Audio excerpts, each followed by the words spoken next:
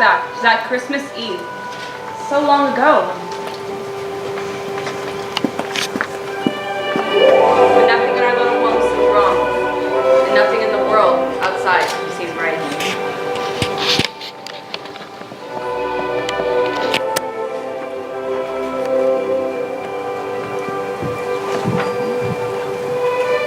Do put down your scent rod for a moment, Amy, and help me finish the tree.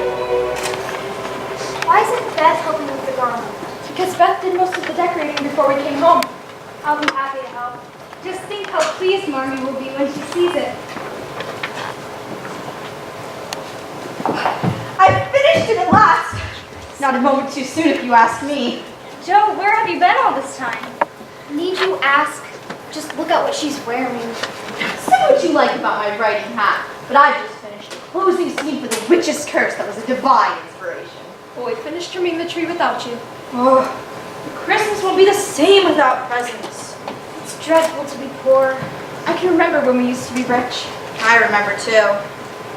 It's not fair that some girls get to have plenty of lovely things, while other girls, prettier girls, have nothing at all. We have it so much better than so many others, though. Orphans, for instance. At least we still have Father and Marmy and each other. We don't have Father. We probably won't for quite some time. Who can say how long the war will last? Joe, many families in the North and South will be missing their men this year.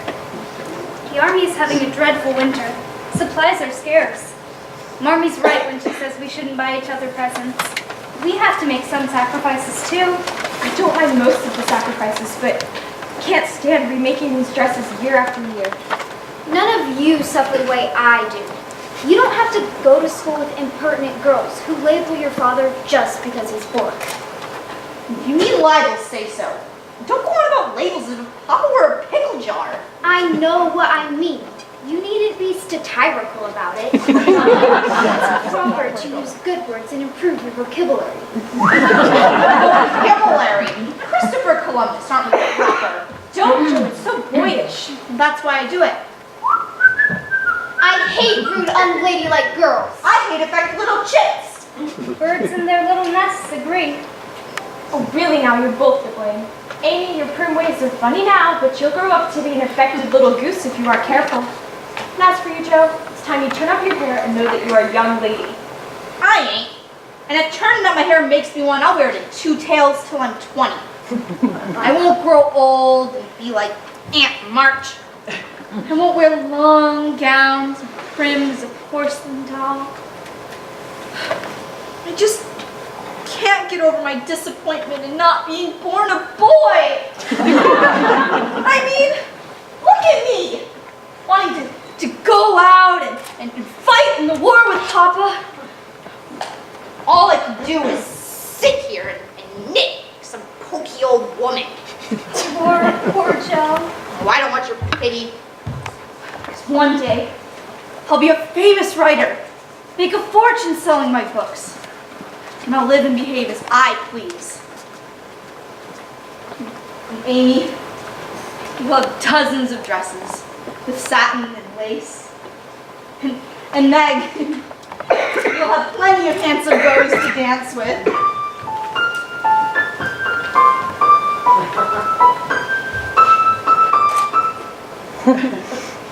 A brand new piano for my Becky. I should like that. So no more fighting, and let's get to work on our play. Beth, play something gruesome for us. Amy,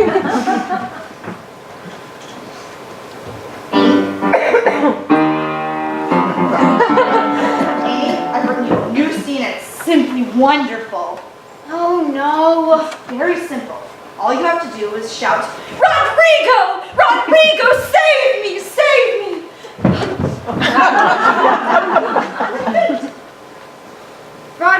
Rodrigo, save me, save me. I can't do that. I won't make myself all black and blue throwing myself about the way you do.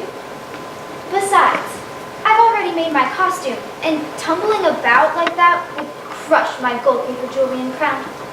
You don't have any jewelry, and you certainly don't have a crown. And why not?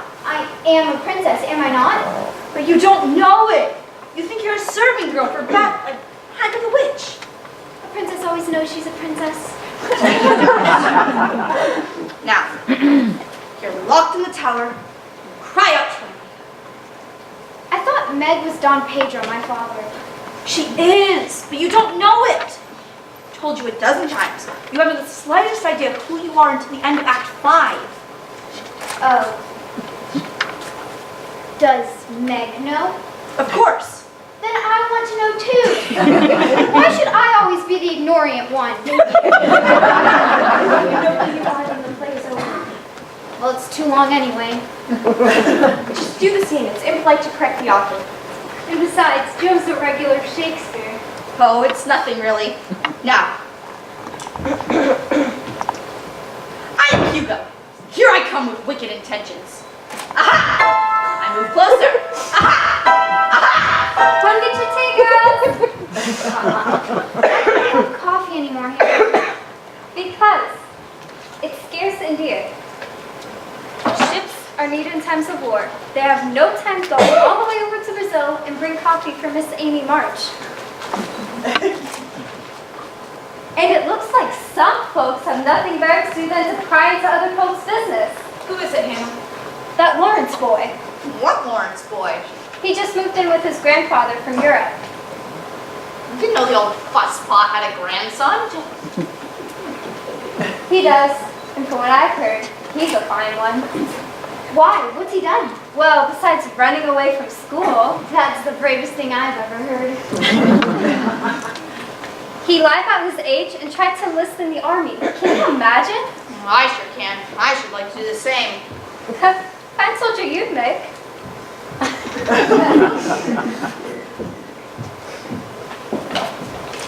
Joe! My private property. I can look as much as I please. There he is! Joe, stop it. Amy, Beth, stand back from the window. I should like to get to meet a boy. Have some fun for a change. Don't say such things. Wonder how we could get to meet him. Oh, I know. Our cat could run away and he could bring it back. That doesn't sound very romantic. Who said anything about romance? Hello! Joe, you're disgracing us! Hello! Joe! That wretched boy! He waved back! I think it's time we should close the window and return to our play. I suppose. Where were we? Rodrigo, save me, save me. Yes, maybe if we try it like, or perhaps like, oh, forget it. Do your best when the time comes. The audience boos, don't blame me. I'm glad to find you so merry, my girl. Marty!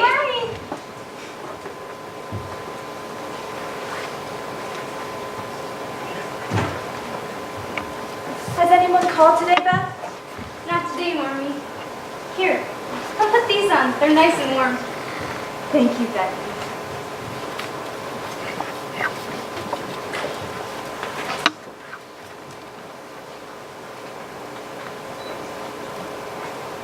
Oh, Joe, you look tired to death. Oh, it's fine, Marmee. How was work today with the Ladies Army Aid Auxiliary?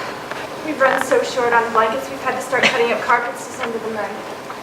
I wouldn't mind sleeping in carpet on it if I could choose to join up. Joe. Have you seen Mrs. King about the position yet? Yes, $4 a week, Marmee. The children are so nice and the house is lovely. It won't be like work at all. Oh, I'm so proud of you. May I rub your feet for you, Marmee? Not today. Joe, would you fetch my muff? I have a surprise for you. A surprise for Joe? Well, for all of you, really. Here you are, Marmee. From Father! Sent you all a little Christmas message. Now, who could that be? From the sound of the pounding, I'd say Aunt March. Yes, there's your sleigh. I'd like to have a sleigh. Then I wouldn't have to walk everywhere. Good evening, Aunt March. Good evening. Not at all, miss, not at all. It's freezing cold in the dead of winter and you haven't even shoveled a proper path to the front door. I could have slipped and broken who knows what. Well, Merry Christmas! Merry Christmas, Aunt March. So nice of you to visit us tonight, Auntie. Yes. Come and sit down by the fire. No, I have a fire at home. I should be this very minute. I only stopped to bring you... Where are they? bring you these. Meg. Thank you, Aunt March. Joe. Thank you, Aunt March. Amy. Thank you, Aunt March. Beth. Good gracious, where is that child? Here I am, Aunt March. Stop skulking about. I don't like people who sneak about. Come out to the open, I always say. Thank you, Aunt March. Far be it from me to complain, but when I was a little girl, I used to make it a special point to visit my aunt's home. Not t'other way around and force them to leave the comfort of their sitting room to find me halfway across town. Well, we have been planning to visit you tomorrow, Auntie. Tomorrow? Well, we never know if there's going to be a tomorrow now, do we? Have you heard from that foolish father of yours? Waltzing off to war and leaving others to take care of his family. Doesn't he realize Lincoln needs fighters, not worn-out old preachers? We're very proud of Father, and you should be too. Joe. And we don't need anybody to take care of us. My, aren't we hoity-toity? Tea? No. If your father had listened to me, you'd all be much better off. I begged him not to invest money with that swindler. I took one look at him and knew he'd swipe the pennies off a dead man's eyes. But your father believes he sees good in every shiftless and ne'er-do-well he lays eyes on. Well, there's no point on dwelling on the past. And it's, besides, it's our money and has nothing to do with you. Don't be impertinent with me, Missy. You're as pig-headed as your father, and you make as much sense as a dizzy cow. No use talking to the lot of you. It's like talking to a flock of geese. Merry Christmas. Merry Christmas, Aunt March. Aunt March, wait. How do you plan to try my patience now? I'd like to apologize for my outburst, and I'm willing to bury the hatchet if you are. Amy, where are you going? I want to hear what she's saying to Aunt March. No, Amy. So, the position is still open. I'd like to be your companion. Well, the devil you know is better than the one you don't. You can come by after the holidays if it suits you. Thank you, Aunt March. You won't be sorry. Merry Christmas, Josephine. Merry Christmas, Aunt March.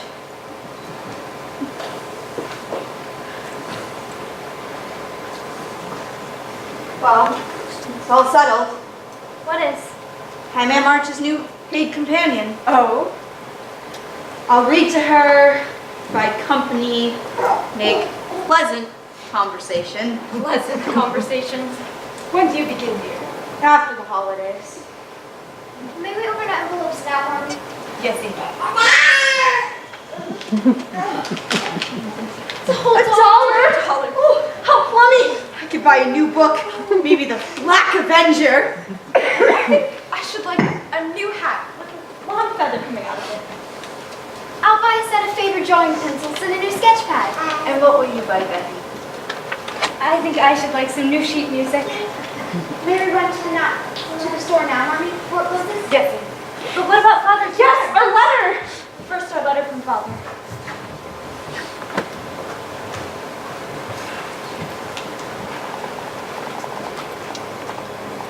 To my loving wife, give my girls a kiss and tell them to think of them by day, pray for them at night, and find my best comfort in their affections at all times.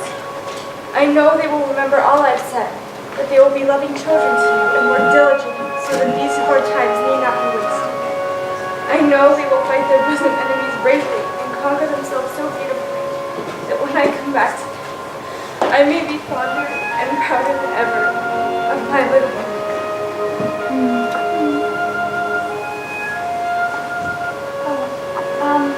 Ma'am? Yes, Hannah. It's Mrs. Hummel. Wants to know if you can come right away. Yes, Hannah. I'm coming. Don't wait up for my girls. I may be late.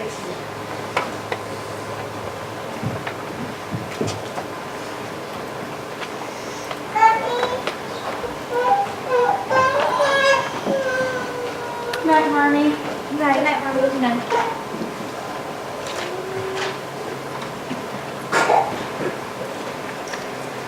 Marmy could barely do its new slippers. The ones she has are getting so old. I'm the man of the house. I'll provide slippers. Beth thought of it first. Well, then I'll get her a new pair of boots. Maybe I should get her some new gloves. I'll buy her a bottle of cologne. A small bottle. That won't cost too much, and then I can still get my pencils. But Joe, won't the store be closed by now? Then we'll storm the Citadel. They'll have to open up for us. Come on. Here we come, bustling among the leaves so green. Here we come.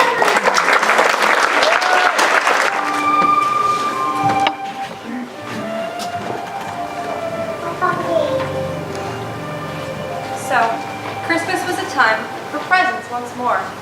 Presents for our Marmee.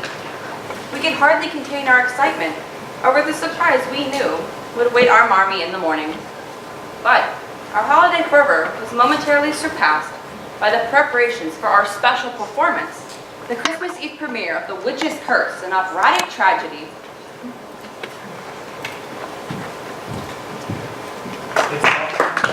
Yes, my dear. You do know, of course, that the March family was once one of the most prominent families in all of Concord. Genteel gatherings of the right people and lovely dances hosted by the March family were quite commonplace in those days. What happened to bring them so far down, Miss Gardner? Well, my dear, it was foolish Mr. March in his altruistic ways. Attempting that ridiculous integrated school with his communal fund? Why, it's absolutely scandalous. And I shan't say another word for fear of correcting you, impressionable young children with his wretched progressive ways. I will say, though, everyone in town pities poor Mrs. March for her foolish... Excuse me, Mother, but who's the young man who's come to stay over at old Mr. Lawrence's house? Hortense tells me he's from Europe. Oh, Sally, my dear child. It is never polite to gossip about someone until you know all the facts. Now, old Mr. Lawrence's grandson is quite another story altogether. He'd make quite a fine catch for one of you young ladies in a few years. Why, he'll be the most eligible bachelor in all of Concord when he comes of age. Quite a lot of money there, you know. But of course, I would never discuss finances with the children.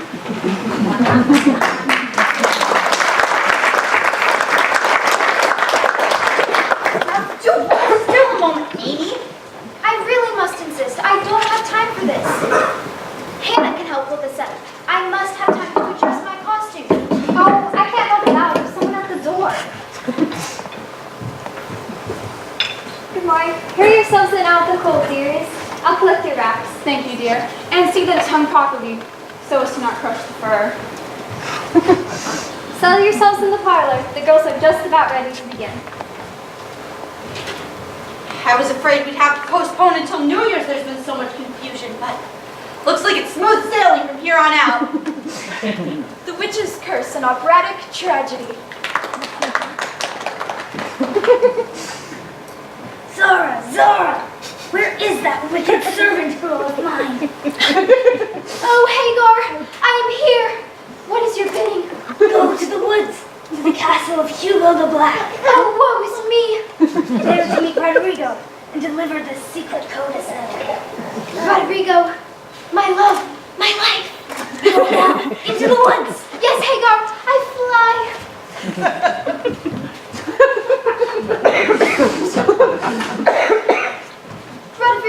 Rodrigo, where are you, my love? My heart quakes with fear. Strange that this should be our appointed destination. Apprehension floods my soul in this place of tremulous terror. Oh, Rodrigo, would that you were here now. I fear some evil awaits me. What, who is there?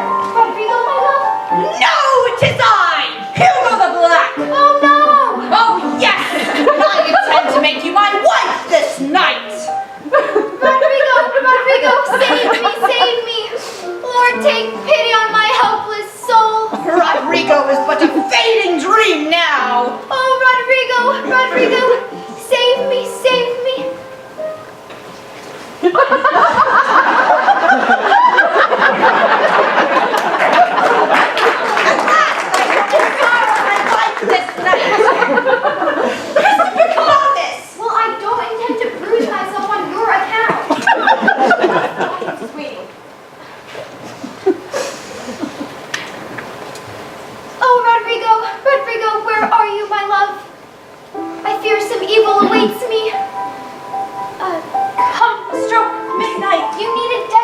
me, Joe. I know the line. Come the stroke of midnight, and all is lost to you for all eternity. Do not let me become the devil's bride. 'Tis I, Rodrigo, here to foil the witch's curse. My love, where are you? Oh, Rodrigo, Rodrigo, I knew you would help me. Quickly, free me from my tower prison before the stroke of midnight, or all is lost. Here, this ladder will make our escape possible. Then we can... What is it? Nothing's happened!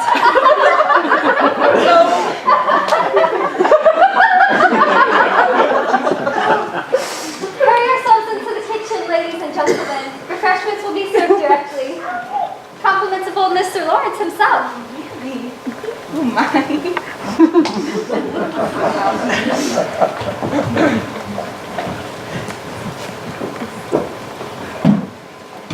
Oh, Marley. It was just Wonderful. really. Truly, Joy, you're becoming quite the worst. Now, let's move. That's the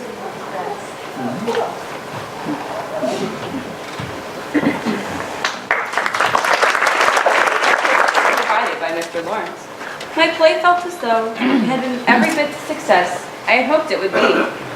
Our spirits were buoyed even further by the anticipation of Christmas morning and the wonderful surprise our presents would be for our Marmee.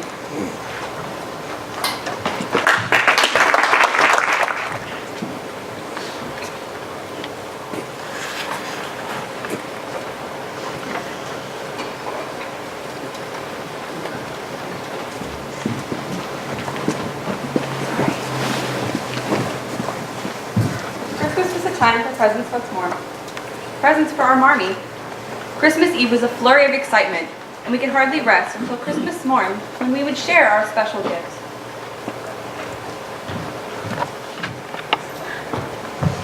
Christopher Columbus! Hidden pies, and popovers, and fresh coffee. Everything! Merry Christmas! Merry Christmas, Hannah! The table looks beautiful, Hannah. Oh, land sakes, I don't know what all the fuss is about. I remember when I cooked you folks a table like this every morning for breakfast. We must have been enormously rich. How was I dressed when we had all that money? In diapers.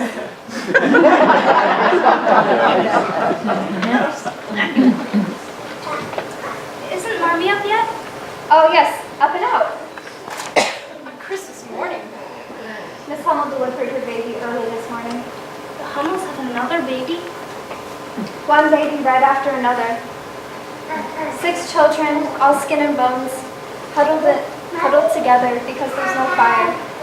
So, your mother sent some of her breakfast with her to give to them. Now, I'm all for charity, but we simply haven't got anything to spare. Did she see her presents? Yes, she did, and right pleased with them she was. Now, she says to eat your breakfast and then hurry on to church. She'll meet you there.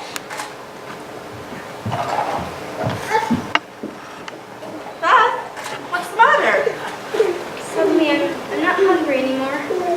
Beth, if you let this bother you, you'll never eat again. I try not to think about it.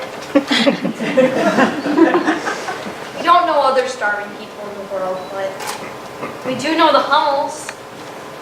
We passed by their house and we were at church. Joe, what are you saying? You're not thinking about giving our breakfast to the Hummels, are you? Well, I could. Should I? Don't suppose none is an option? Fine, I insist on a secret vote. All in favor say aye. Aye. Fine, I... Let's settle that.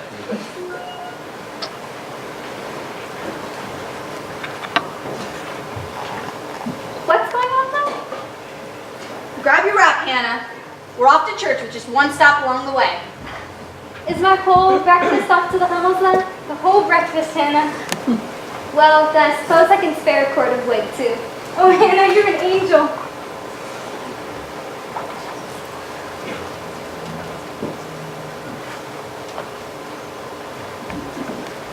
I'll take the popovers. You can carry the milk. No, I'm fine. I can manage perfectly. Well, I can see that, but we want to have something left for the Hummels.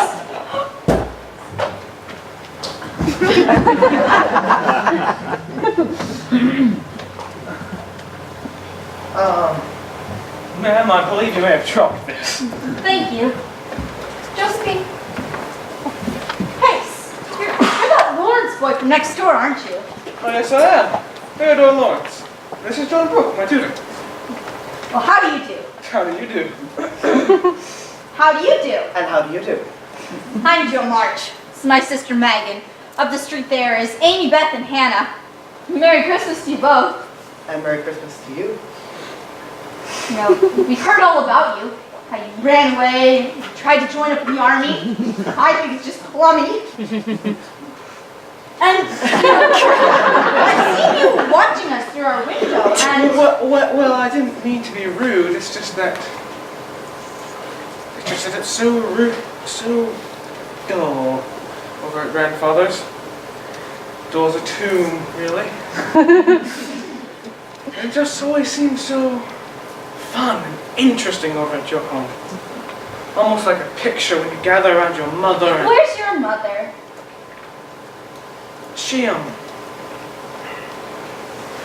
she died back in Europe shortly after my father. Oh, I'm so sorry. Well, I invite you to watch us whenever you please, and give you leave to even join in the picture if you feel like it. I couldn't. Grandfather would say I was imposing. Bilgewater. Theodore Lawrence, you are officially invited to call a march home whenever you please. Thank you. I will. Josephine, please. Honestly, Meg, let's go.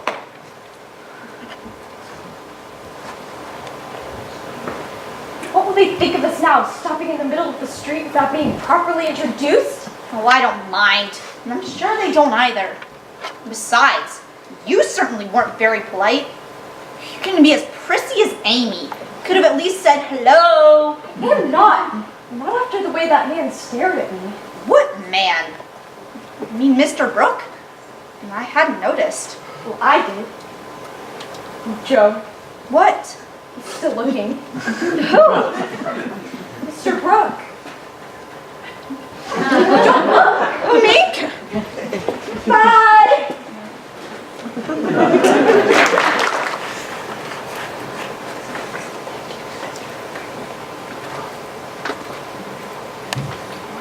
And so ended the first brief encounter with one who would become one of the truest friends our little family would ever know. But as winter began to melt away into spring, I wondered if my invitation to call on us would ever be taken up by young Mr. Lawrence.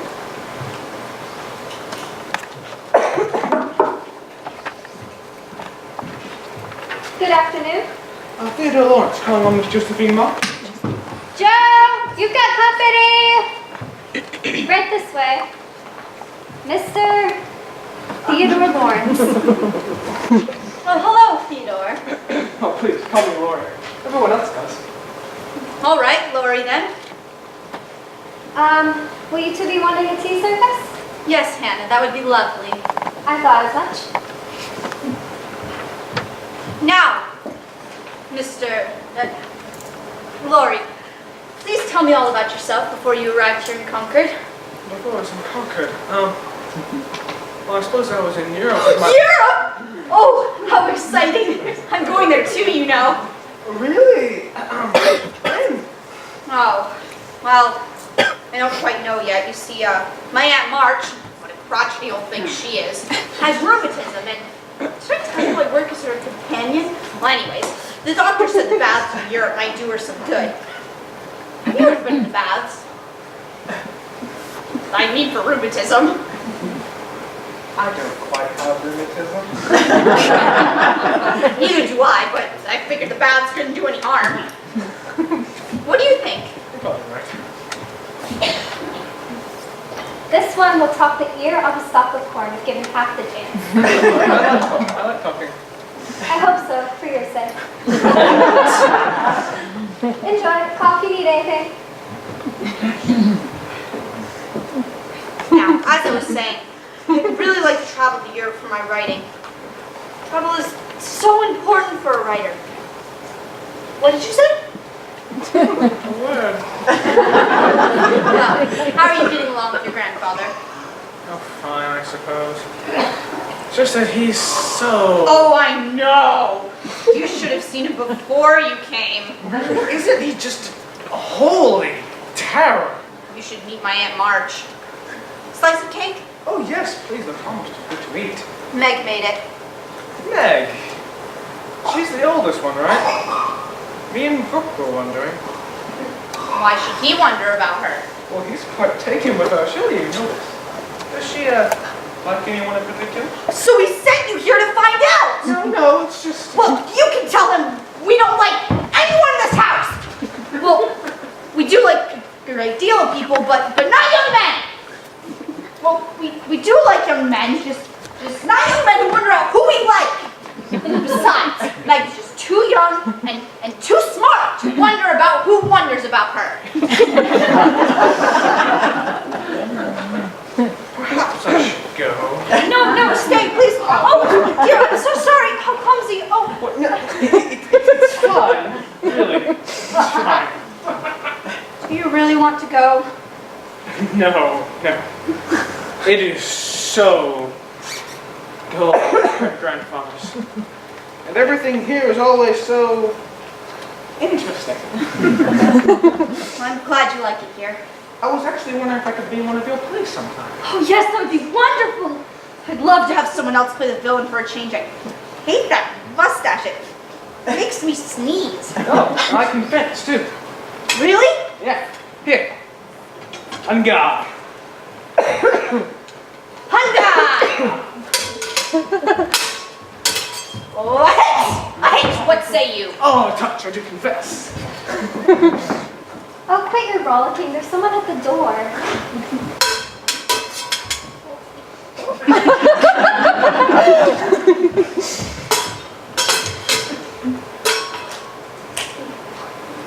Oh no. Miss March! Miss March! It's a telegraph.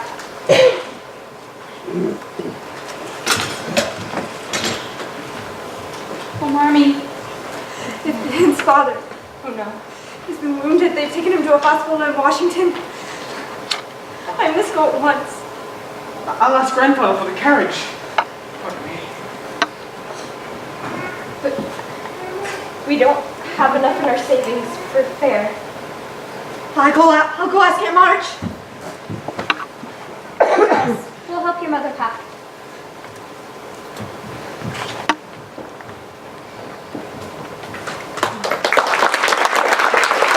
Hours were spent preparing Marmee for her journey. I set out for Aunt March's house on my self-appointed mission. I thought a request to help Marmee get to father would be an unpleasant but simple task. I never imagined how my journey would end.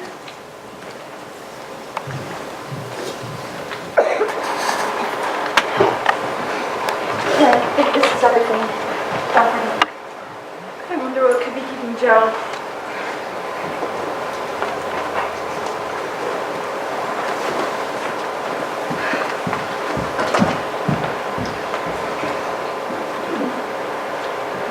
Miss March.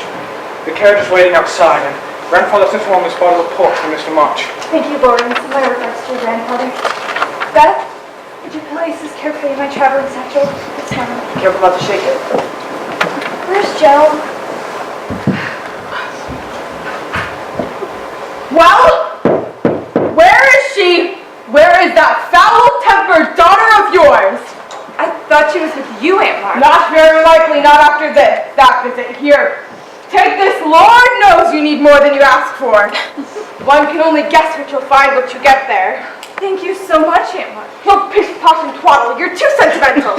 Now, you know how to get there. You changed trades in New York. Horrid city, and then I don't believe that will be necessary, ma'am.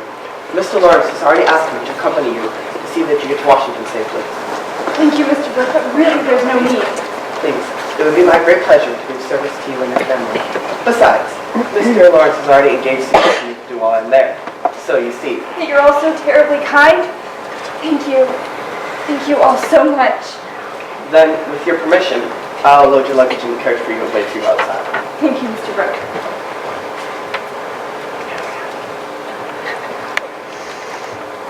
Mr. Burke, I'd like to apologize for being less than neighborly in the past. You've been so kind to our family, and it's such a comfort that you'll be with Marmy. Thank you, Miss Parker. Goodbye.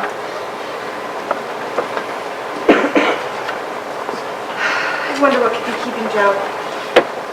Drink your tea now. It'll help you feel better. Yes, thank you, Hannah. Oh, Betty, dear, promise me you won't forget the Hummels. Of course, Marmy. Well, someone might remember me too once in a while for a change. Well, I hope everything turns out for the best, but I doubt it. Aunt March! Here I am, miss, and no thanks to you. I had to get up, get dressed, and ride over here because you're so stubborn. Well, you certainly don't get that from my side of the family.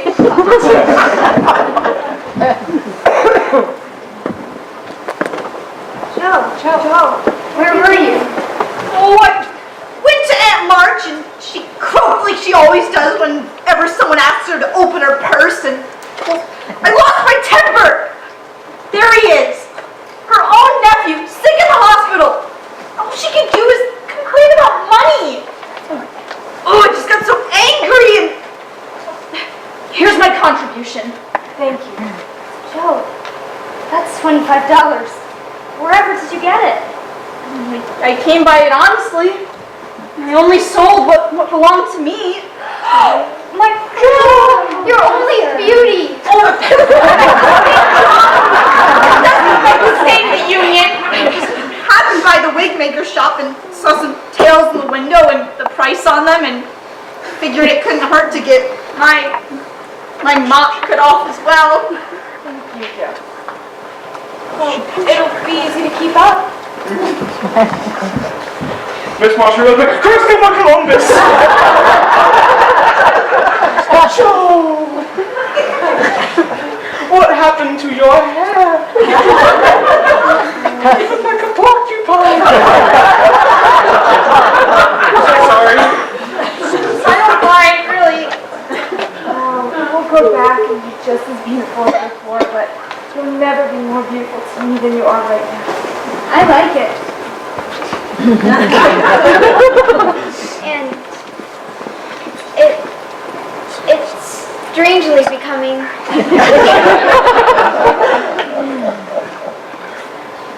Miss March, we really must be going. Yes, Marmy, you can't miss your train. Yes, you're right. Meg, look after your sisters, and Joe, try to be more patient. And Becky, dear, don't forget the Hummels. I won't, Marmy, I promise. Amy, be obedient. I'll keep this picture of you in my mind. God bless and keep us all. Hi, Marmy. Goodbye. Bye, Marmy. Goodbye, Mom.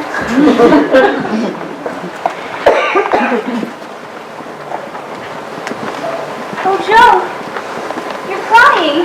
No, I'm not. Fine. It's all right, Joe. Father's a strong man, I'm sure. It's not that! Well, then what is it?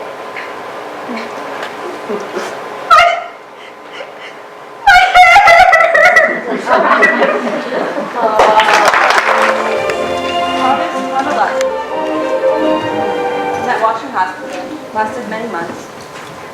And life in our little home soon found a simple domestic pattern in Marmy's absence. Our friendship with Lori continued to grow. The surprising support and neighborly friendship with his father was a boon to all of our spirits. I had worked furiously at my scribblings that summer and had begun sending off my manuscripts to publishers. Then, an important letter arrived for me that fall.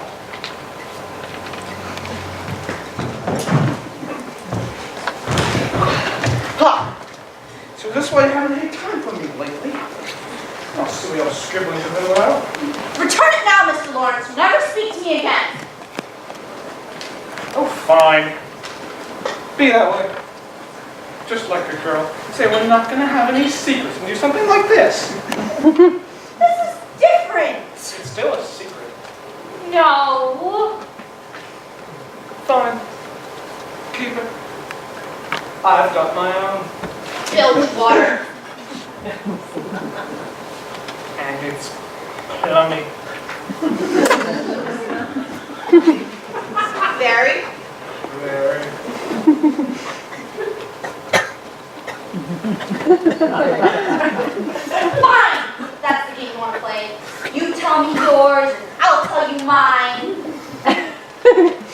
yourself.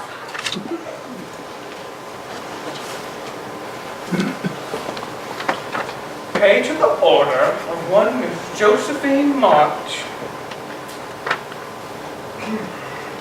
$1 for her book, The Phantom Hand. Well, what do you think? $1. Start. Someday, get as high as 10. Josephine March, I'll never understand you. You spent all that time locked away in that attic, scribbling away. And for what? A measly $1. Joel, if it's money you want, I've got plenty of it. Not the money. Not really. It's a feeling I get. Strange, nervous feeling. It's my story. And soon it will be in print. People will read it, something that I wrote.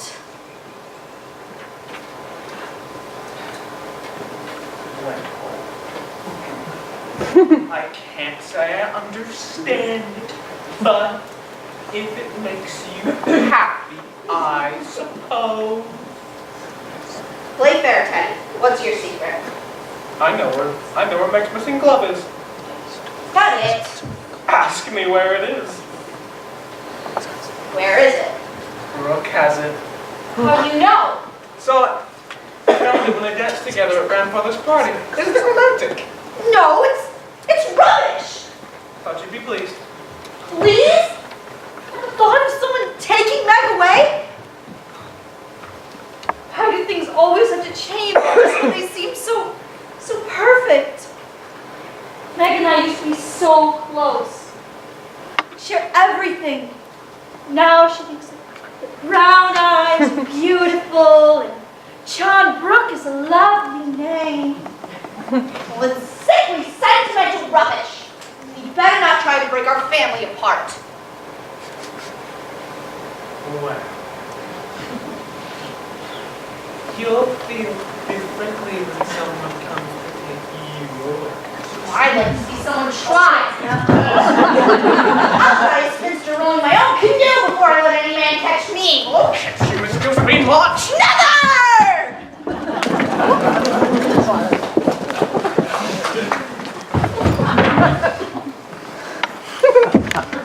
Good afternoon, Miss Josephine. Good afternoon, Master Theodore. Yes, well, thank you for your assistance this afternoon, John. You're welcome. Goodbye, Mr. Brooke.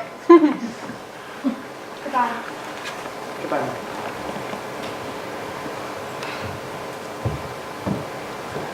Oh, I have never been so embarrassed in all of my life! When will you stop acting like a child? When I'm old and stiff and need a crutch!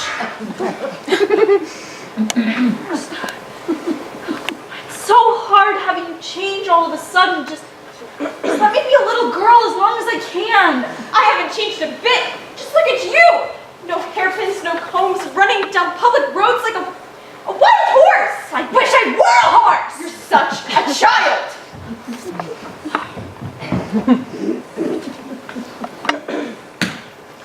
Well, I believe I should go.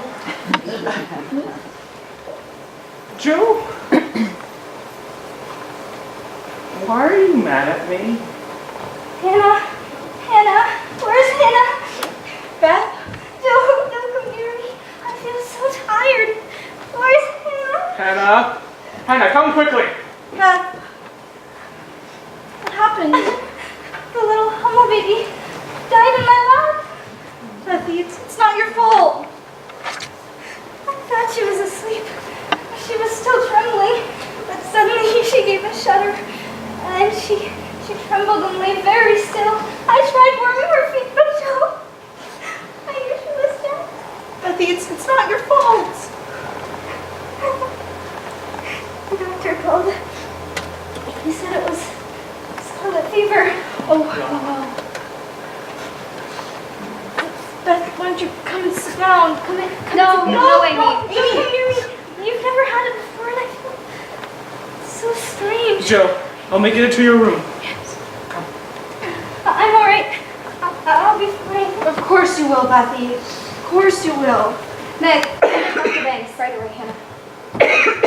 Amy, you've never had the fever before, so you're going to have to stay in it with Aunt March for a spell. I won't go. I would rather have scarlet fever and die than stay alone. For heaven's sake, hold your tongue for once in your life.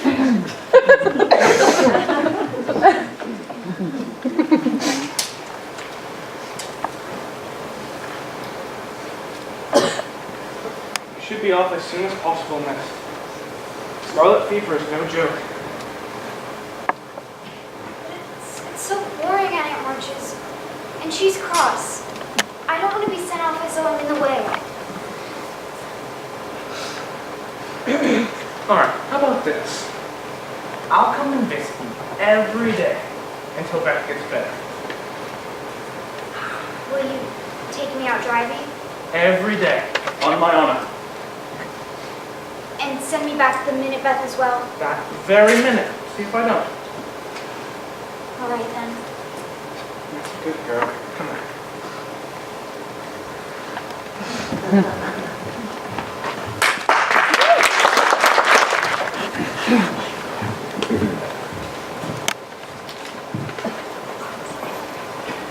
The days dragged out slowly into weeks. Megan, Hannah, and I kept a constant vigil near Beth's bedside.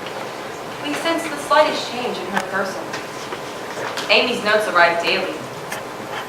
Nothing could relieve our anxiety and sorrow, as we began to sense just how fragile Beth's hold on life had really become.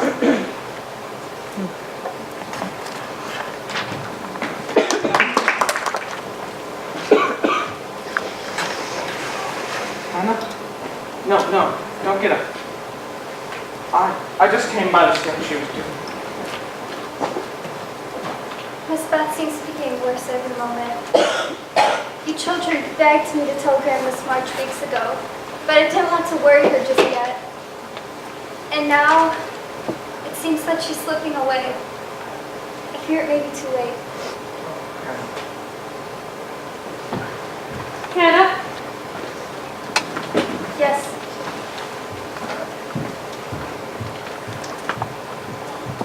Rory, what can we do? She doesn't even recognize us. Joe. You'll be all right, Joe. Just hold on to me. I'll be strong for you. Oh, I knew I should have sent that telegram. If only Marmee were here. She'd know what to do and everything would be all right. Joe. Mommy will be here soon. No! How could she be there? There isn't time. Grandfather and I, we got jittery, so we sent John back to get her. Mommy will be here on the 5 o'clock train. Marmee? Here? In a few hours? Yes, Joe. Oh, Lori! I'm sorry. I didn't mean to fly at you. I didn't know any other way to say thank you.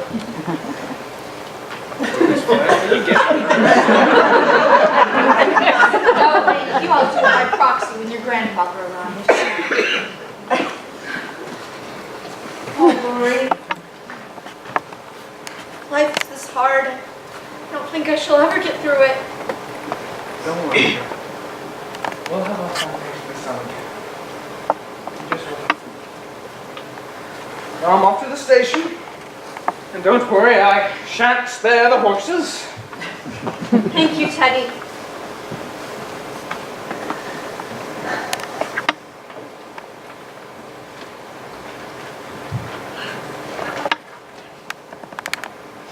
God, please, if you must take Bethy, please wait until Marmee is home. But please don't take her, because she's just, please don't.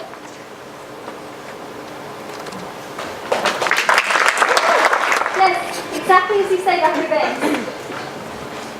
The finger's broken. Oh, thank heaven. He said she's sure to hold your mouth. Hannah, I don't think I'll ever complain about another thing ever again. He says that as soon as she's ready, we're to have plenty of milk for her, for strength. And she's get plenty of bed rest. Oh, Hannah, you're an angel. What about Amy? I sent for her. Is Beth resting now? Yes. I'll have her linen stripped in just a few moments. We'll have her better in a slap and a bang, Miss. Yes, Hannah. Oh, Marmy. She's going to get well. It's going to be all right. Oh, Marmy, everything will be all right now that you're home. Dorothy? I thought you look so beautiful. Amy! I came straight away, just like the note said. Marmy? Oh, she's going to be okay. Our Bethy's going to be okay.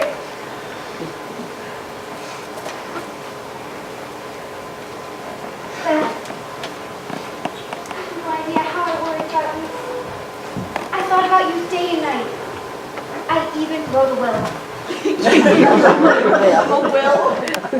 Yes, just in case I got sick too. You shouldn't laugh. I left you my plaster rabbit, my bronzy pink inkstand, and my sketch pad.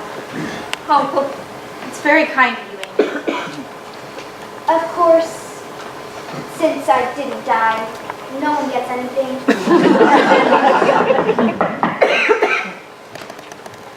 Yes? Excuse me. Is this the march home? Indeed it is. Then I have a surprise for you. Father! Meg. Hannah. Amy. Joe.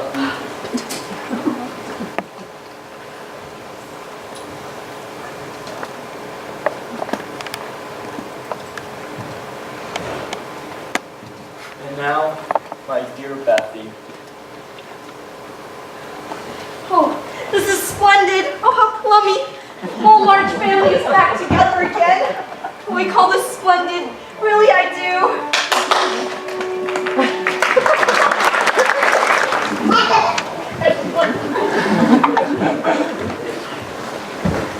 As the years passed, Father and Beth gradually regained much of their old strength. Yet Bethy seemed more fragile than before, and all but Father seemed to acknowledge this. The bonds of friendship with our neighbors, the Lawrences, grew ever stronger until Lori seemed almost one of the family. One member of the Lawrence household seemed truly bent on joining our little family. More disturbing still was the fact that Meg seemed all too willing to oblige to his little whim.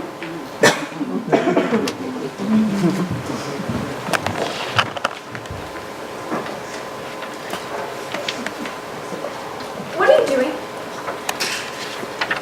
Writing. I can see that. I mean, what are you writing? I don't quite know yet. It could very well end up being a tragedy, depending on what you... I mean, the heroine decides. Oh, well, do keep me posted. I'll do my best. Will you be using this room much longer? Why? Are you expecting someone? Of course not.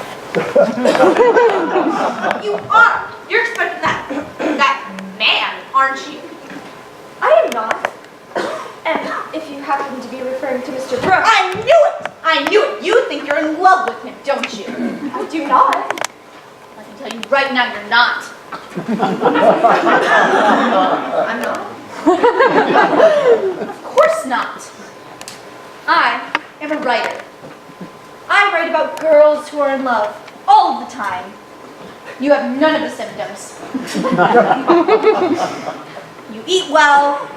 You sleep fine. You're never depressed. So clearly, you aren't in love with him. Well, I haven't. And there's no use to go off and do anything foolish like marrying that man. I have no intention of marrying any man. You don't? Well, cheers for you, Meg March. Well, not now at least. Well, you should figure out what you're going to say to him. It wouldn't be polite to just send him packing. Really, this is just so silly. Who says he'll ask for my hand anyways? And if he does, I'll just say quite calmly and politely, I'm sorry, Mr. Brooke, I'm too young to enter into an engagement right now, but you're most kind, and I hope we can continue to be good friends. How's that? Good and stiff. I should send him off the track. Just hand him his walking papers and things can get back to normal around here. Oh, Joe, I think that's him. Oh, well, I better clear out of here then. Now, just remember, cool and stiff. I wish I could see his face. Hello, Mr. Brooke. Meg's in the sitting room. She's been expecting you. Well, I'd only stopped because I'd forgotten my umbrella. And I thought I might speak to your father as well. Oh, he's in the coat rack. I mean, it's reading the paper. I'm gonna go get it. Meg, is something the matter? Have I upset you somehow? Please don't be angry with me. Oh, of course not. You've been so kind to our family. I only wish there was some way I could thank you properly. Shall I tell you how? Please don't. Meg, I love you. And even if you don't love me now, perhaps in time you will learn. I don't choose to learn nothing. Please go and leave me alone. Do you really mean that? Yes. Yes, I do. Really? Think about it? I'll wait. Really, I wish you wouldn't. Meg, What's this? What's going on here? Oh, this is a friend of father's. I'm so surprised to see you. That's evident. There's mischief going on here, and I intend on knowing what it is. Well, Mr. Brooke came for his umbrella. Mr. Brooke? That boy's tutor? I see it now. He's proposed, hasn't he? Please, I wish you wouldn't. Have you accepted him? Do you intend to marry this cook? No, please. Not until I speak my mind. If you marry this hook, or rook, or crook, not a penny of my money shall go to you. Well, I shall marry whomever I would like, Aunt March, and you can give your money to whoever you would like. Now be a reasonable girl. It is your duty to marry a rich man to help your family. You can be sure that this hook fellow knows you have rich relations, me, and that's why he intends to marry you. Well, my John would no more marry for money than I would. Highty-tighty, aren't we? Well, you'll be sorry for it when you've tried love in a cottage and find it a failure. Can't be worse than what one finds in a big empty house. Well, I never! You do as you please. You see where my good advice gets me. Just remember, the day you marry him is the day I disinherit you. Now well, you made me forget what I came here to do, Miss Insolence. I wash my hands of you, the lot of you.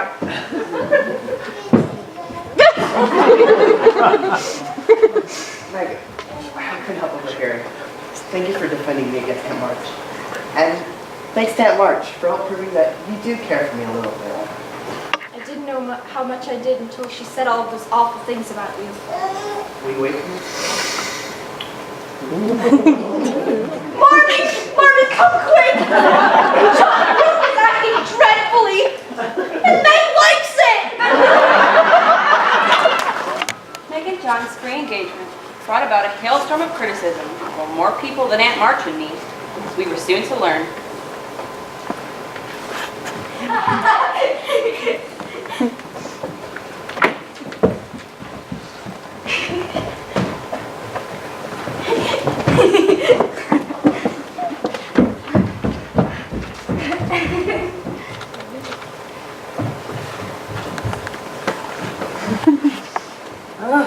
Shocking.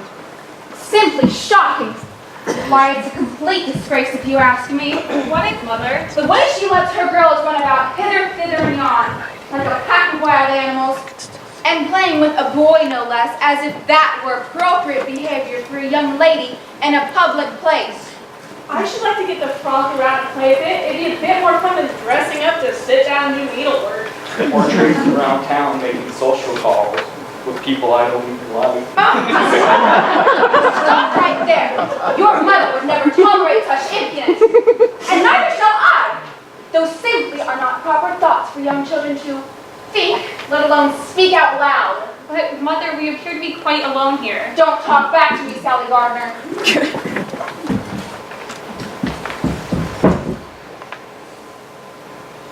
Beth?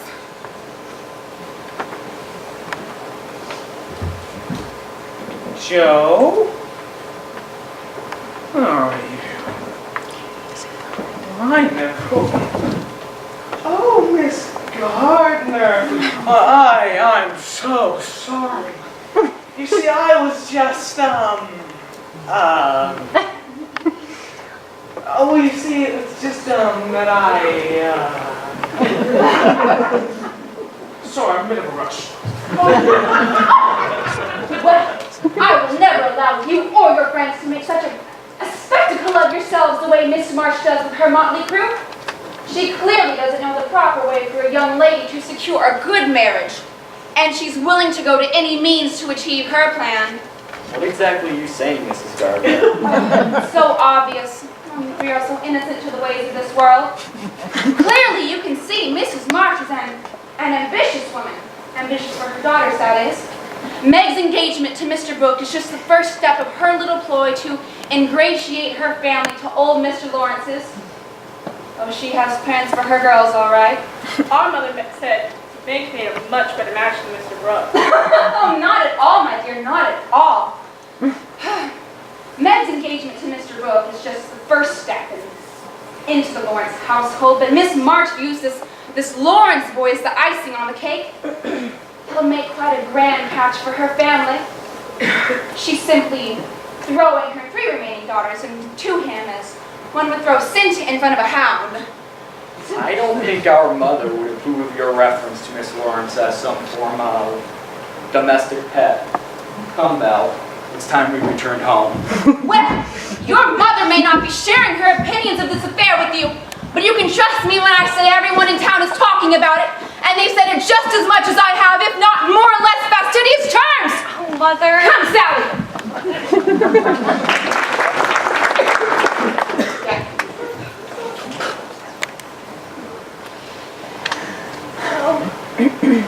You're not angry, are you?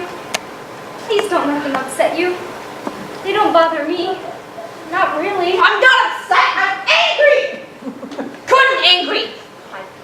I could spit tax. Marmee doesn't have plans for us. Aha, Amy, I got you!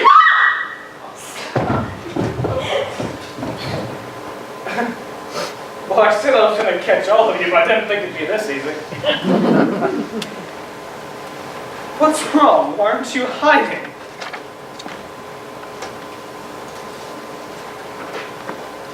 Maybe we aren't the ones who've been caught.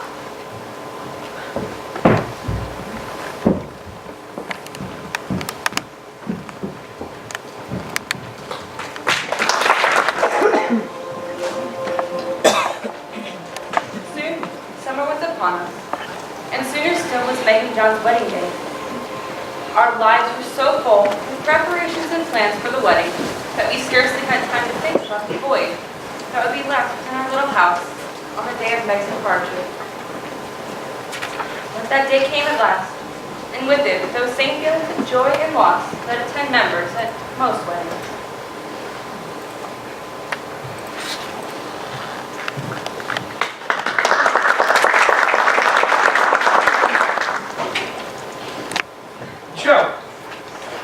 Joe, come back. The party's only just begun. Oh, don't cry, Joe. It'll be all right. No, it won't. Our family will never be the same again. You still have me, Joe? I know. I don't know how much that means to me. My dear, dear boy. Now, I've had my silly scene and let's return to the party before we're missed. Wait. Before we go, there's something I must ask you. No, Teddy, please don't. I will. And this time you will listen. All right. Say what you must. I'll listen. Joe, I've loved you ever since I've known you. And I've tried to show you, but you just wouldn't listen. This time, I will make you listen. Give me an answer. I never wanted you to love me this way. And care about me this much. I tried to keep you from it when I could. I know. But I loved you all the more for it. I suppose I wanted to ask you ever since I got back from college, really. I know. I know. And I know I'm not half as enough. But Joe, if you just love me, you can make me into whatever you want me to be. Just love me. No! Teddy, I wouldn't change you for the world! Don't you see? It's you who'd have to change me! You should marry someone lovely and accomplished. I loathe the social world and you like it. You hate my scribblings and I couldn't get along without it. In the end, we just quarrel and... No, we can... Yes, Teddy, we always have. It would be foolish if we ever thought to. Mary, no, it could be paradise if we only just tried. Joe, please don't disappoint me. Everyone's expecting it. My grandfather's got his heart set on it, and so does your family. Please, Joe, marry me.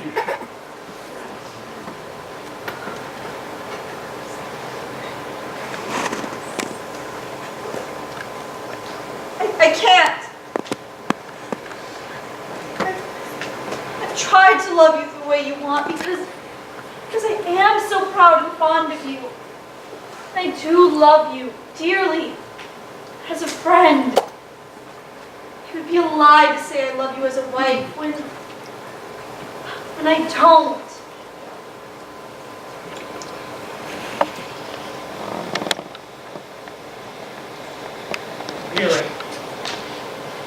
Really and truly, Joe. Really and truly. I don't believe I shall ever marry. I love my liberty too much to give it up for any man. Oh, but you will. I know you, Joe. You'll find some low-down, good-for-nothing idiot, and you will fall in love. You will work, and you'll work, and you'll live, and you'll die for him, and I'll have to stand by and watch it happen. Well, hanged if I do. No, Teddy, wait! Where are you going? To the devil! And one day, you'll be sorry for this, Josephine March.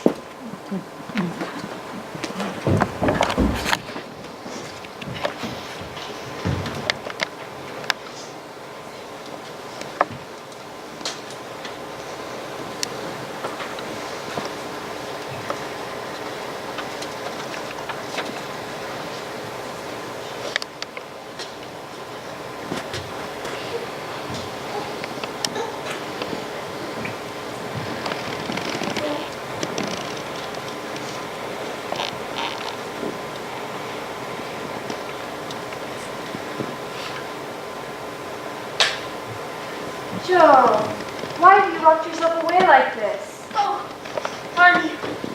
Sorry, I was feeling a little tired and I needed to rest. Well, all right then. Marmy, wait. You don't have plans for us, do you? Plans, dear? Yes, you know how some mothers have plans for their daughters, wanting them to marry rich men or something.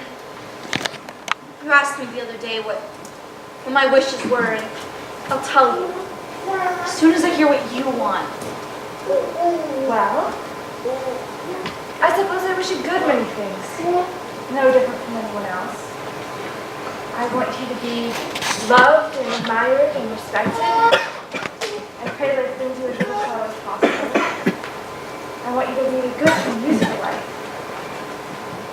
Of course I'm ambitious for you, like any other mother. I'd love to see you marry a rich man if you loved him.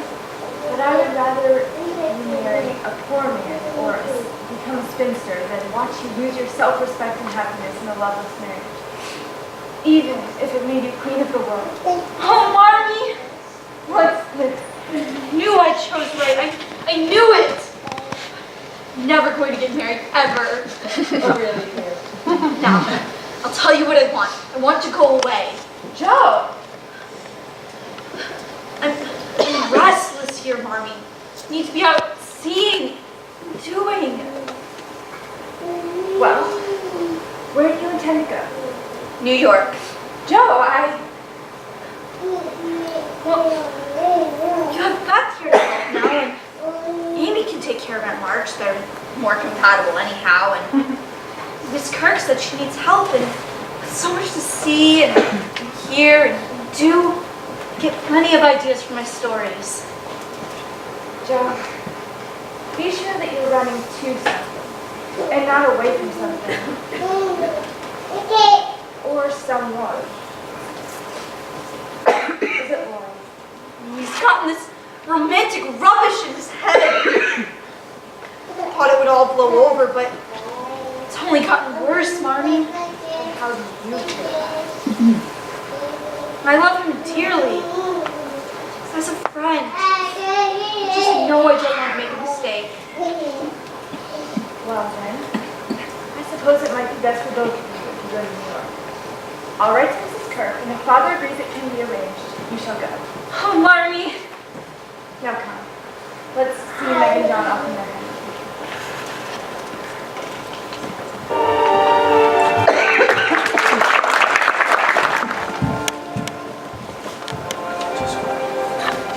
Working at Mrs. Kirk's boarding house was one of the most exhausting and exhilarating experiences that I have ever known. New York flooded my mind with new sights and new friends, the most important of whom, Professor Fitzbarrett, who shared so many thoughts and ideals similar to my own that I felt that I had found a true kindred spirit. However, in the midst of my newfound fortunes, fate was going to spring a rude surprise, which was the consequence of my abominable tongue.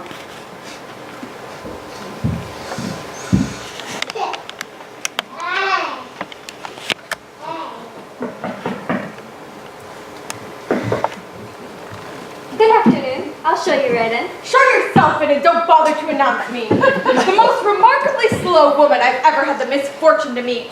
Good afternoon. Good afternoon.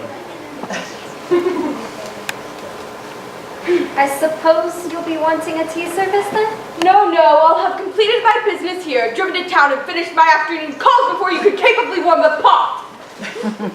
Very well then. Ma'am. Well now, to the point. I'm going abroad next month to Europe, and as I have discussed in the past, I shall require a proper traveling companion. We'll wire for Joe immediately, Auntie. Oh, Joe, good heavens, no. I said a proper traveling companion. That one's got such a blunt disposition. She'd put a freeze on foreign relations for the next decade. Oh, goodness, no. But Auntie. No arguments, please. I'm quite decided upon this. Amy shall accompany me. We're more similar in temperament. Amy is docile and respectful, and will receive this opportunity graciously without a sense of entitlement. But, Auntie, hush now. Anything you say would be stuff and nonsense. Besides, it's time you had a chance to try your talent. Rome will be just a place for your art. We don't know how to thank you, Auntie. This will be an exceptional opportunity. Oh, pish-posh. Thank you. Thank you, Auntie. Nonsense, my dear. Well, I'm off to town to begin our preparations. Good afternoon. You'll call on me tomorrow, and we'll begin arrangements for your traveling wardrobe. Goodbye, and thank you. Thank you again. Aunt March. Europe will do you a world of good, child, a world of good. Aunt Marmy. Poor Joe.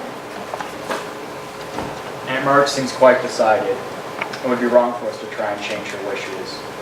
There'll be no one doing anything for Joe this time. She'll be so dreadfully disappointed. How will I ever explain it to her? Let's not spoil your fortune with those concerns right now. Joe will have her reward today, and it'll be every bit as wonderful and unexpected as yours. Father's right. No reproaches and no regrets. And if it makes you feel any better, you can stop by New York to see Joe on your way to Europe. Yes, Marmy, that would be a comfort. I hate to seem selfish, but I'm glad Joe isn't traveling quite so far away from us just yet. It's hard enough for me to bear with her off in New York. Yes, dear, I know. Now, enough conversation, we have some preparations to begin.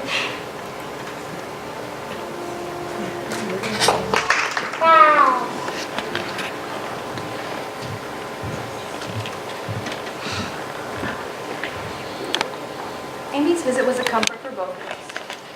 Her gentle ways and thoughtful words did much to ease the pain, losing my long-anticipated European tour. Aunt March informed me that Laurie and Mr. Lawrence had also booked passage to the continent. However, during those long days before they set sail, no calling card from my dear Teddy ever arrived. Laurie's intended slight wounded me every bit as deeply as he had hoped. But no experience in my early life had prepared me for the telegram I received several months later. So, it was with a strange mix of emotions that I returned home to Concord after receiving that urgent message.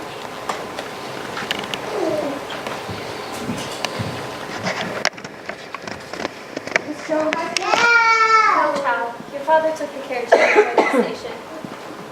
Is there anything you need to help right now? 9-6, no. There's little enough to do as it is. the house is so empty now, with Joe gone and now Amy too. Oh, has the telegram been sent? Straight away, same day as Miss Josephine's. Already headed. Miss Amy's reply seemed to come back as soon as she got the telegram. Already headed back she was, but your parents wouldn't allow it. Too long and expensive of a journey, and it wouldn't be fair to Aunt March, as if that biddy ever thought of anything but herself. Poor dear. She must be heartsick. That she is. But Mr. Lawrence and his grandson are meeting her at Nice, and hopefully they'll be able to take her mind off things. That they will. And Laurie's such a comfort. Oh, Joe, back! Yeah, the house has been so empty without you. I'll take your luggage upstairs for you. Put the kettle on, Hannah. I'll fetch Marmy and Beth. Father, what can we do? Must be something. I feel so alone.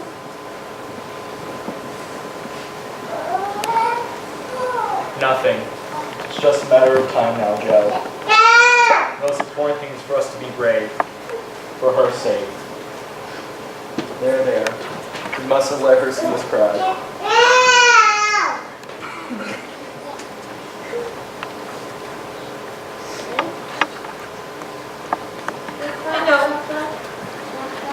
I know. I'll be strong. For Bethy. I know you will. I know I can never doubt you for a moment, my brave girl.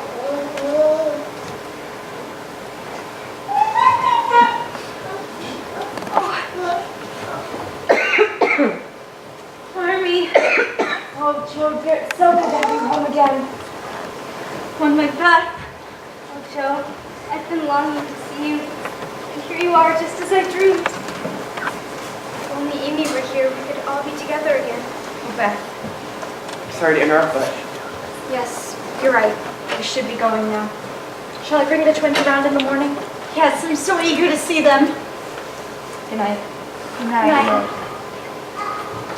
I have so much to tell you. I hardly know where to begin. Then we'll leave the two of you to your catching up then. Good night, my girls. Night, Marmy. Good night, Beth. Good night, Joe. Night, Father. Now then, presents first. Oh, Joe, you're so thoughtful. Wind it up. I figured it could accompany you while you play since you haven't had me to croak along with you lately. Oh, I don't play anymore. Oh. Well, I almost forgot to tell you what I've been working on. A book. A whole novel? Yes, Bethy. Oh, Joe, when may I read it? Why, I don't have it right on hand. When will it be published? I didn't leave it with a publisher, just left it with my friend, Professor Bear. You must be very fond of him. I am. See, it's the reason I decided to write the book. He told me to write about the people and the places that I know, instead of a bunch of people and places I've never seen before. Did you? Yes, Oh, Joe. What's your book about? you, Bethy. Well, all of us really. A little family and all our old times. It's all right, Joe. It's all right. You don't have to cry. I'm not crying. Not really. I'm just so lonesome. Lonesome for Meg and for Amy and all our old times. It's all right, Joe. It's all right. You don't have to be lonesome. Oh, Joe. I haven't told anyone this. Not even Father and Marmee. I didn't want to tell anyone but you, my Joe. But I feel myself start to slip a little more each day. Like the tide going out. You don't say it. Isn't it funny? Me telling you. Me, the cricket by the hearth. Always content to stay safely at home. While you and Meg and Amy dreamed of flying away. Well, I suppose it's my turn to fly away first this time. I'm sorry, Joe. Sorry I can't express myself. But I suppose I never was intended to live very long. I never could decide what I wanted to be when I grew up because I couldn't bear the thought of leaving home. I have so much love in my heart. I know it will make the end easy. It's the only thing we carry with us while we go. Oh, but Joe, I think I may still be homesick for you. Even in heaven. Nothing can part us, Bethy. Not really, not ever. I know, Joe. I know. But Joe, you must take my place for Father and Marmee. And they will turn to you. Help them through this. Yes, Bethy, I will. You know I will. I know, Joe. I know. Thank you. I feel that I can rest now.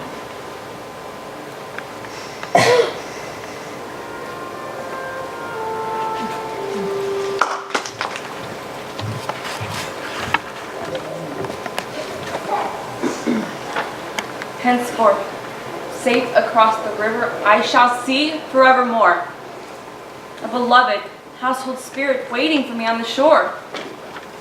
Hope and faith, born of my sorrow, guardian angels shall become. And the sister gone before me, by their hands shall lead me home.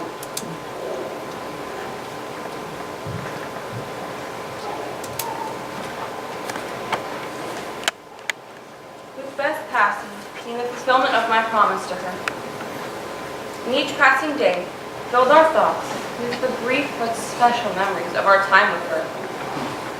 Often I awoke at night, thinking Beth had called me. But when the sight of her bed brought me to tears, Mommy's arms were always there, to gather me up and to soothe me with their silent eloquence. Yet, each day, slowly lost some of its bitter pain, as her memory was rendered more serene.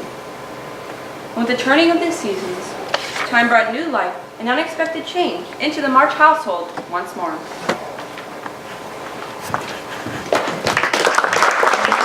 Joe! Hannah and I are headed over to Meg's to read the wedding party, and Father and John will pick them up from the station. I know Amy is so eager to see you. She and Lori missed you so much at their wedding in Nice. Are you sure you don't want to reconsider and join us? No, Marmee. I'll be fine here. Besides, someone has to stay and keep the home fires burning till the entourage arrives. Besides, I'll be seeing you at March soon enough. I suppose you're right. I just worry about you so.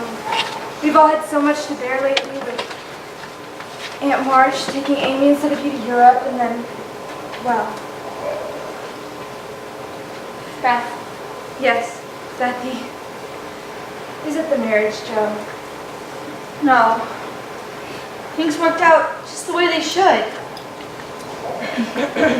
I suppose if Lori were to propose to me today, I would have said yes.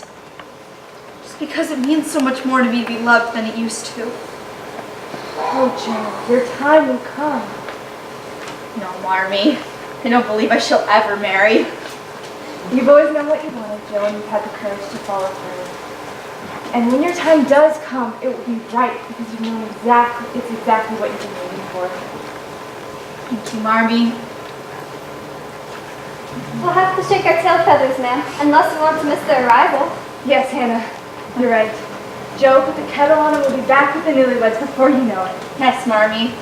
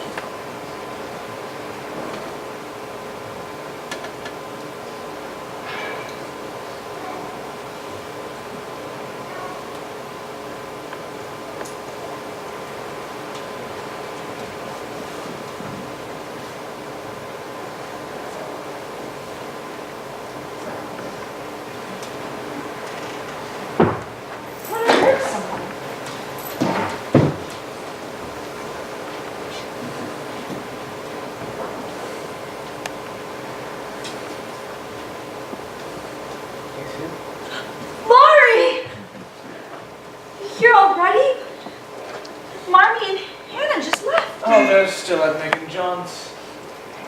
I came early because Joe, I wanted to say something. Then we can leave it forever. Lori, you don't have to say anything. It's we're meant to be. I know that now. You were so headstrong and certain then. Well, perhaps once things have settled in properly, we can go back to the way they were. No, Teddy. Things will never be like the old times. We aren't playmates anymore. We're man and woman. We can be brother and sister. Love and help each other for the rest of our lives. Always, Joe. Always. And where is she? Where's my old Joe? Oh, Amy! Or should I say Miss Lawrence? Just look at you! Last if she ain't something head to toe, and with a new Paris bustle to boot. Oh, Joe, we've left you with so many burdens to bear. Never again. Oh, Amy. To think I should ever see the day that you turn our dear Teddy into a henpecked husband. No welcome home for me, Miss Congeniality! Yes, Aunt Marge, it's so good to see you. Not at all, not at all. Look at me. Spending all that money on fancy foreign doctors and medical baths. For what? To come home on a day like today? Oh, my rheumatism. You know, Europe isn't at all what they say. It's so foreign. The doctors, They simply refused to speak to me in English, just babbled on. Oh, but they understood me, I have no doubt. Just wouldn't listen. Things are the same all over the world.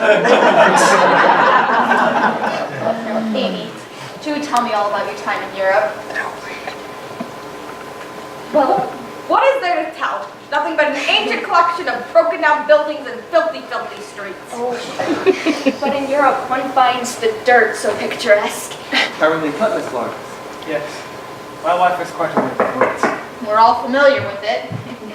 Now, tell us what your plans are once you two are settled in.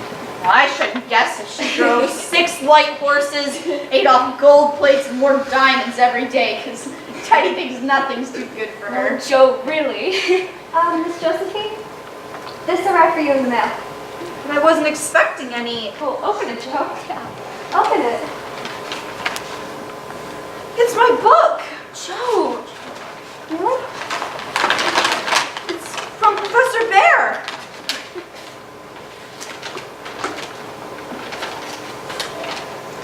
A friend of mine here in New York has agreed to publish your wonderful novel. Joe.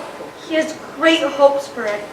And so it is with deepest regards and best wishes that I send you the first copy. I've never read another piece with such simple truth and beauty. Fondly, Fritz Bear. Your first book! What a horrible notion! My Beth by Josephine March. Joe. Read for us, Joe. Read for us, No, please. really, I can't. Yes, yes.